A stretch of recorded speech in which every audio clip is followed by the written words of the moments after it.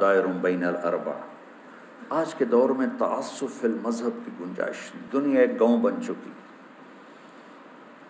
اپنی ذات کے لیے کرنا ہے تو کرو، اوروں کے لیے مت کرو، اوروں کو اس پہ مجبور مت کرو۔ میری ذات کے لیے ہے کہ میں نے جو پڑھا ہے میں نے اس کے مطابق چلنا ہے۔ تو ابو حنیفہ رحمۃ اللہ علیہ کے مکتب فکر کی تعبیر جو کی ہے علماء دیوبند نے، میں نے اسے دل و جان سے قبول کیا ہے۔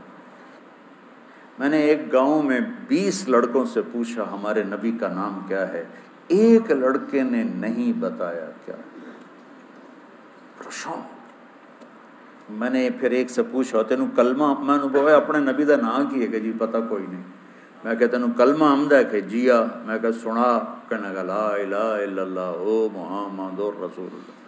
میں نے کہا محمد کون ہے کہ جی پتہ نہیں کون ہے۔ امت یہاں پہنچی ہوئی ہے اور یہ بے وقوف مناظروں میں لگے بیٹھے ہوں۔